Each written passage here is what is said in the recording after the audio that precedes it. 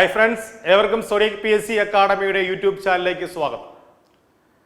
കഴിഞ്ഞ ദിവസം ഞാൻ നിങ്ങളെ അറിയിച്ചിരുന്നു ഡിഗ്രി ലെവൽ മെയിൻ എക്സാമിന് പുതിയതായി ഉൾപ്പെടുത്തിയിട്ടുള്ള Kerala governance and system of അഡ്മിനിസ്ട്രേഷനിൽ പറയുന്ന delegated legislation, principle of natural justice ഉൾപ്പെടെയുള്ള മേഖലകൾ സോഡിയാക് PSC അക്കാഡമിയുടെ യൂട്യൂബ് ചാനലിലൂടെ നിങ്ങൾക്ക് ക്ലാസ്സുകൾ എടുത്ത് നൽകുന്നതായിരിക്കുമെന്ന് അറിയിച്ചിരുന്നു. അതിന്റെ അടിസ്ഥാനത്തിൽ നമ്മൾ ഇന്നു മുതൽ ക്ലാസ്സുകൾ ആരംഭിക്കുകയാണ്. ഈ പറഞ്ഞ വിഷയങ്ങളുമായി ബന്ധപ്പെട്ട എല്ലാ ക്ലാസ്സുകളും നമ്മുടെ യൂട്യൂബ് ചാനലിലൂടെ നിങ്ങൾക്ക് ലഭ്യമാകുന്നതായിരിക്കും. അപ്പോൾ എല്ലാ ദിവസവും തന്നെ ക്ലാസ്സുകൾ കാണാൻ ശ്രമിക്കുക. കാരണം തുടർച്ചയായിട്ട് ഇതിന്റെ ബാക്കിയായിട്ട് ഓരോ ദിവസങ്ങളായിട്ട് ക്ലാസ്സുകൾ ഉണ്ടാവും. അപ്പോൾ ഇന്ന് നമ്മൾ എന്തായാലും ഡിസ്കസ് ചെയ്യാൻ പോകുന്നത് പ്രിൻസിപ്പിൾസ് ഓഫ് നാച്ചുറൽ ജസ്റ്റിസ് അല്ലെങ്കിൽ സ്വാഭാവിക നീതിയുടെ തത്വങ്ങളാണ്.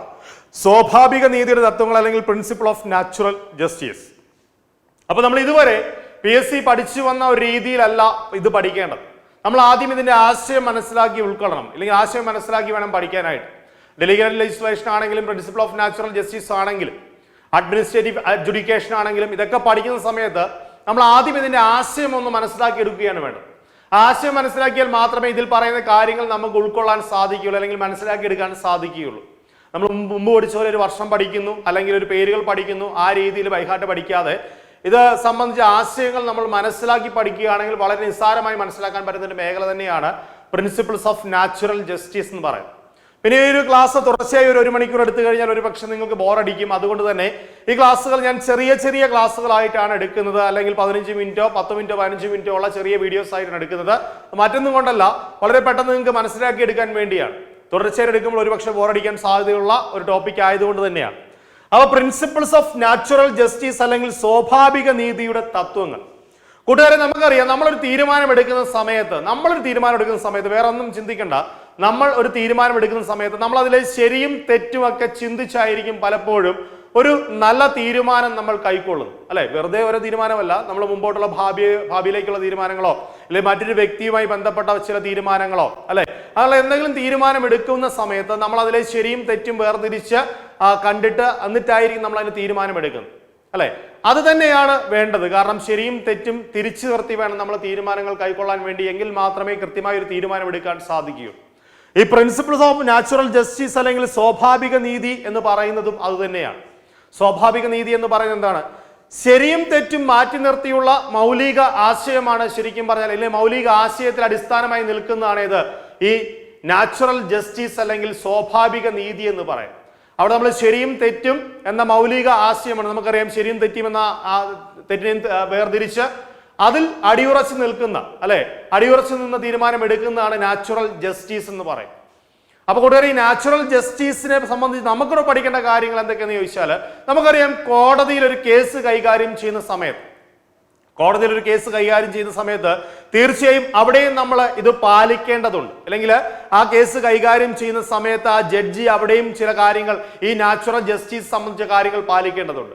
കാരണം അവിടെ ഒരു വിധി നിർണ്ണയിക്കുന്ന സമയത്ത് കൃത്യമായ ഒരു വിധി നിർണ്ണയം നടത്തണമെങ്കിൽ, അല്ലെ, നമ്മൾ ഈ ശരിയും തെറ്റും കൃത്യമായ രീതിയിൽ വേർതിരിച്ചറിഞ്ഞാൽ മാത്രമേ നമുക്ക് അവിടെ ഒരു തീരുമാനം എടുക്കാൻ സാധിക്കുകയുള്ളൂ. മാത്രമല്ല, ഇരുവശങ്ങളുടെയും അല്ലെങ്കിൽ അവർക്ക് പറയാനുള്ള കാര്യങ്ങൾ തീർച്ചയായും കേൾക്കണം. മറ്റൊരു കാര്യം എന്ന് പറയുന്നത്, നമ്മൾ തീരുമാനം എടുക്കുന്ന സമയത്ത് പ്രത്യേകം ഒരു താല്പര്യത്തോട് നിന്ന് കഴിഞ്ഞാൽ നമുക്ക് കൃത്യമായിട്ട് ജഡ്ജ്മെന്റ് ചെയ്യാൻ സാധിക്കില്ല. നമുക്ക് ആരോടെങ്കിലും പ്രത്യേക താല്പര്യമുണ്ട്, ഈ രണ്ടുപേരിൽ ആരോടെങ്കിലും ഒരു പ്രത്യേക താല്പര്യമുണ്ടെങ്കിൽ അത് തീർച്ചയായും നമ്മുടെ വിധി നിർണ്ണയത്തെ അത് ബാധിക്കും, അല്ലെ?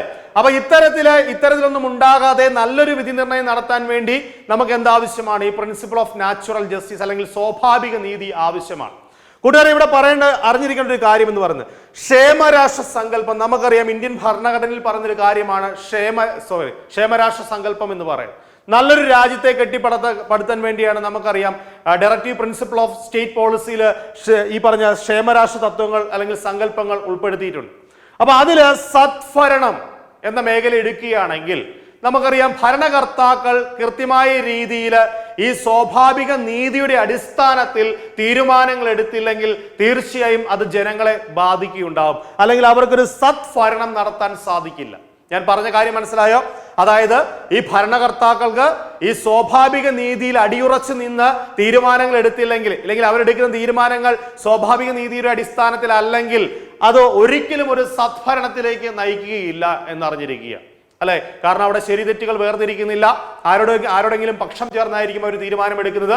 അപ്പൊ അത്തരത്തിലുള്ള തീരുമാനങ്ങൾ എടുത്തു കഴിഞ്ഞാൽ അത് സത്ഭരണമാകുകയില്ല. അപ്പൊ നമ്മുടെ ക്ഷേമരാഷ്ട്ര സങ്കല്പം എന്ന് പറയുന്ന സങ്കല്പം തന്നെ അവിടെ ഇല്ലാതായിക്കൊണ്ടിരിക്കുകയാണ്. അപ്പൊ എന്തായാലും ഈ സ്വാഭാവിക നീതിയുടെ പ്രാധാന്യങ്ങളൊക്കെ അവിടെയാണ് വരുന്നത്. ഇനി ഈ സ്വാഭാവിക നീതിയെ പറ്റി അല്ലെങ്കിൽ പ്രിൻസിപ്പിൾസ് ഓഫ് നാച്ചുറൽ ജസ്റ്റിസിനെ പറ്റി ഇന്ത്യൻ ഭരണഘടനയിൽ എവിടെയും പറഞ്ഞു വെച്ചിട്ടില്ല എന്ന് പറഞ്ഞിരിക്കുക. അല്ലെങ്കിൽ ഒരു പ്രത്യേക അനുച്ഛേദത്തിൽ ഇന്ന അനുച്ഛേദത്തിൽ അല്ലെങ്കിൽ അനുച്ഛേദം 22, 23, 24 അതിൽ സ്വാഭാവിക നീതി തത്വങ്ങൾ എന്ന് പ്രിൻസിപ്പിൾ ഓഫ് നാച്ചുറൽ ജസ്റ്റിസ് എന്ന് പറഞ്ഞു വെച്ചിട്ടില്ല. ഇന്ത്യൻ ഭരണഘടനയിൽ മാത്രമല്ല ഇന്ത്യയുടെ മറ്റ് നിയമപുസ്തകത്തിൽ എവിടെയും പ്രിൻസിപ്പിൾ ഓഫ് നാച്ചുറൽ ജസ്റ്റിസ് എന്ന് പറഞ്ഞു വെച്ചിട്ടില്ല. പക്ഷേങ്കിൽ ഇന്ത്യൻ ഭരണഘടനയിലെ പല അനുച്ഛേദങ്ങളിലൂടെയും കടന്നു പോകുമ്പോൾ നമുക്ക് കൃത്യമായിട്ടും ഈ പറഞ്ഞ സ്വാഭാവിക നീതി അല്ലെങ്കിൽ സ്വാഭാവിക നീതി തത്വങ്ങൾ കാണാൻ സാധിക്കും. അതിൽ എടുത്തു പറയേണ്ട 2 അനുച്ഛേദങ്ങൾ ഏതൊക്കെയെന്ന് ചോദിച്ചാൽ അനുച്ഛേദം 14 അനുച്ഛേദം 21. അനുച്ഛേദം 14 അനുച്ഛേദം 21 ഈ 2 അനുച്ഛേദങ്ങൾ. അനുച്ഛേദം 14 പറയുന്നത് എന്താണ്? ഇക്വാളിറ്റി ബിഫോർ ലോ, നിയമത്തിന് മുമ്പിൽ എല്ലാവരും സമന്മാരാണ്. അവിടെ ഒരു വ്യത്യാസവും ഇല്ല, അല്ലെ? ഒരുപാട് അർത്ഥ തലങ്ങളുള്ള ഒരു ആർട്ടിക്കിൾ തന്നെയാണ് അനുച്ഛേദം 14 എന്ന് പറയുന്നത്. കാരണം ജാതി, മതം, വർണ്ണം, വർഗം, ജന്മദേശം ഇതിന്റെ ഒന്നും അടിസ്ഥാനത്തില് ഒരു വ്യത്യാസവും ഇല്ലാതെ നിയമത്തിന് മുമ്പിൽ എല്ലാവരും ആരാണ്? സമന്മാരാണ്. അതുപോലെ തന്നെ അനുച്ഛേദം 21 വന്നാൽ അനുച്ഛേദം 21 പറയുന്നതാണ് ജീവനും വ്യക്തി സ്വാതന്ത്ര്യമുള്ള അവകാശമാണ്. ജീവനും വ്യക്തി സ്വാതന്ത്ര്യത്തിലുള്ള അവകാശം, നമുക്ക് മാന്യമായി ജീവിക്കാനുള്ള അവകാശമുണ്ട്. ഇവിടെ നമുക്ക് വ്യക്തി സ്വാതന്ത്ര്യങ്ങളുണ്ട്, അല്ലെ? അപ്പം അത് പറയുന്ന അനുച്ഛേദമാണ് അനുച്ഛേദം 21. അതിൽ ഒരുപാട് അർത്ഥ തലങ്ങളുണ്ട്. അപ്പൊ ഈ അനുച്ഛേദങ്ങളുടെ അടിസ്ഥാനത്തിലാണ് സ്വാഭാവിക നീതി നിൽക്കുന്നത് എന്ന് സുപ്രീം കോടതി പലതവണയും പറയുകയുണ്ടായി. ഈ 2 അനുച്ഛേദങ്ങളുടെ അടിസ്ഥാനത്തിലാണ് സ്വാഭാവിക നീതി തത്വങ്ങൾ അല്ലെങ്കിൽ നിലനിൽക്കുന്നത് അല്ലെങ്കിൽ ഇതിന്റെ ബേസിലാണ് സ്വാഭാവിക നീതി തത്വങ്ങൾ നിലനിൽക്കുന്നത് എന്ന് സുപ്രീം കോടതി പല കേസുകളിലും ചൂണ്ടിക്കാണിക്കുകയുണ്ടായി. അപ്പൊ ജസ്റ്റ് അറിഞ്ഞിരിക്കുക, നേരിട്ട് ഒരു അനുച്ഛേദത്തിൽ ഈ സ്വാഭാവിക നീതിയെ പറ്റി പറഞ്ഞിട്ടില്ലെങ്കിലും ഇത്തരത്തിൽ ഇന്ത്യൻ ഭരണഘടനയുടെ പല അനുച്ഛേദങ്ങളിലൂടെ സ്വാഭാവിക നീതിയെ പറ്റി പറഞ്ഞു വെച്ചിട്ടുണ്ട് എന്നറിഞ്ഞിരിക്കുക. ഒരിക്കൽ കൂടി പറയാം, ഇന്ത്യയുടെ ഒരു നിയമപുസ്തകത്തിലും ഈ സ്വാഭാവിക നീതിയെ പറ്റി പറഞ്ഞിട്ടില്ല. പക്ഷേ നമ്മുടെ ഓരോ ജഡ്ജ്മെന്റും, നമ്മുടെ കോടതി ഉൾപ്പെടെയുള്ള കോടതികളുടെ ഓരോ ജഡ്ജ്മെന്റും സ്വാഭാവിക നീതിയിൽ അടിയുറച്ച് നിന്നുകൊണ്ടാണ് അവരെടുക്കുന്നത് എന്നറിഞ്ഞിരിക്കുക. അപ്പൊ കൂടെ ഇനിയും ഈ സ്വാഭാവിക നീതി അല്ലെങ്കിൽ നാച്ചുറൽ ജസ്റ്റിസ് എന്ന പദം അത് രൂപപ്പെട്ടിരിക്കുന്നത് ജൂസ് നാച്ചുറൽ എന്ന പദത്തിൽ നിന്നാണ്, ലാറ്റിൻ പദത്തിൽ നിന്നാണ്. ഓർത്തിരിക്കുക, ജൂസ് നാച്ചുറൽ എന്ന ലാറ്റിൻ പദത്തിൽ നിന്നാണ് ഈ നാച്ചുറൽ ജസ്റ്റിസ് എന്ന വാക്ക് രൂപപ്പെട്ടിരിക്കുന്നത് അറിഞ്ഞിരിക്കുക. ചോദിക്കാൻ സാധ്യതയുണ്ട്, PSC പരീക്ഷ ആയതുകൊണ്ടൊക്കെ നമുക്ക് സ്റ്റേറ്റ്മെന്റിലൊക്കെ ചോദിക്കും, അല്ലെ? അപ്പൊ ഈ സ്വാഭാവിക നീതി അല്ലെങ്കിൽ നാച്ചുറൽ ജസ്റ്റിസ് എന്ന പദം എവിടെ നിന്നാണ് രൂപപ്പെട്ടത്, ഏത് പദത്തിൽ നിന്നാണ് രൂപപ്പെട്ടിരിക്കുന്നത് വെച്ചാൽ ലാറ്റിൻ പദമായ ജൂസ് നാച്ചുറൽ എന്ന പദത്തിൽ നിന്നാണ് രൂപപ്പെട്ടിരിക്കുന്നത് അറിഞ്ഞിരിക്കുക. ഏത്? നാച്ചുറൽ ജസ്റ്റിസ് എന്ന പദം. ഇനി നാച്ചുറൽ ജസ്റ്റിസ് എന്ന ആശയം ശരിക്കും പറഞ്ഞാൽ ആ ആശയം നമുക്ക് മറ്റൊരു സ്ഥലത്ത് കാണാൻ സാധിക്കും എന്ന് വെച്ചാൽ ശരിക്കും പറഞ്ഞാൽ അമേരിക്കയുടെ ആശയമായ ഡ്യൂ പ്രോസസ് ഓഫ് ലോ, ഇത് അമേരിക്കയുടെ ആശയമാണ്, അമേരിക്കയുടെ ഒരു നിയമാശയമാണ് ഈ പറഞ്ഞ ഡ്യൂ പ്രോസസ് ഓഫ് ലോ എന്ന് പറയുന്നത്. അപ്പൊ അതിന്റെ അർത്ഥം ഇല്ലെങ്കിൽ അതിൽ നിന്ന് ഉരുത്തിരിഞ്ഞു വന്നതാണ് ഏത്? നാച്ചുറൽ ജസ്റ്റിസ് എന്ന് പറയാൻ സാധിക്കും. ഓക്കെ അല്ലെ? അപ്പൊ എന്തായാലും അറിഞ്ഞിരിക്കേണ്ട ഒരു കാര്യം എന്താണ്, ഈ ഡ്യൂ പ്രോസസ് ഓഫ് ലോ എന്ന ആശയം ഏത് രാജ്യത്തിന്റെയാണ് എന്നൊരു പക്ഷേ നമ്മുടെ പരീക്ഷയിൽ ചോദിച്ചിരിക്കാം. അപ്പൊ ഡ്യൂ പ്രോസസ് ഓഫ് ലോ എന്നത് ഏത് രാജ്യത്തിന്റെ ആശയമാണ് എന്ന് ചോദിച്ചാൽ അത് അമേരിക്കയുടെ ആശയമാണ്. ആ ആശയത്തിൽ നിന്നും ഉരുത്തിരിഞ്ഞു വന്നതാണ് ഏത്? നാച്ചുറൽ ജസ്റ്റിസ് എന്ന ആശയം എന്ന് പറയുന്നത്. അപ്പൊ അതിന്റെ അർത്ഥം ഞാൻ മനസ്സിലായാലും, ഞാൻ ആ തുടക്കത്തിൽ പറഞ്ഞൊരു കാര്യമുണ്ട്, ആശയം മനസ്സിലാക്കി പഠിച്ചാൽ മാത്രമേ അതിന് അർത്ഥം കിട്ടുകയുള്ളൂ. ഞാൻ ഓൾറെഡി പറഞ്ഞു, ഇന്ത്യൻ ഭരണഘടനയിൽ പറഞ്ഞിട്ടില്ല, നിയമപുസ്തകങ്ങളിൽ പറഞ്ഞിട്ടില്ല, പക്ഷേ ഇതിന്റെ അടിസ്ഥാനത്തിലാണ് ഓരോ വിധി നിർണ്ണയവും വന്നുകൊണ്ടിരിക്കുന്നത്. കാര്യം എന്താ? ഇതിന്റെ അടിസ്ഥാനത്തിൽ വന്നില്ലെങ്കിൽ ഒരു സത്ഭരണം ഇവിടെ നടത്താൻ സാധിക്കില്ല, അല്ലെങ്കിൽ ഒരു കോടതിക്ക് ഒരു നല്ല ജഡ്ജ്മെന്റ് എടുക്കാൻ സാധിക്കില്ല, അല്ലെ? അതുകൊണ്ടാണ് ഈ നാച്ചുറൽ ജസ്റ്റിസ് എന്ന ആ ഒരു തത്വത്തിന്റെ അടിസ്ഥാനത്തിൽ നിന്നുകൊണ്ട് തന്നെ എല്ലാ ഭരണകർത്താക്കളും പ്രവർത്തിക്കണമെന്ന് പറയുന്നത്. അപ്പൊ ഒന്നുകൂടെ പറയാം, ഡ്യൂ പ്രോസസ് ഓഫ് ലോ എന്ന അമേരിക്കൻ ആശയമാണ്, ആശയത്തിൽ നിന്നാണ് നാച്ചുറൽ ജസ്റ്റിസ് എന്ന ആശയം വന്നിരിക്കുന്നത് എന്ന് അറിഞ്ഞിരിക്കുക. കൂടാതെ നാച്ചുറൽ ജസ്റ്റിസ് എന്ന ആശയം 2 തത്വങ്ങളിൽ അടിസ്ഥാനമായിട്ടാണ് നിൽക്കുന്നത്. ആ 2 പ്രിൻസിപ്പിൾസ് ഏതൊക്കെയെന്ന് ചോദിച്ചാൽ, ഒന്ന് ഓഡി ആൾട്ടറാം പാറ്റം, 2 നെമോ ജൂഡെക്സിൻ കൗസാസുവ.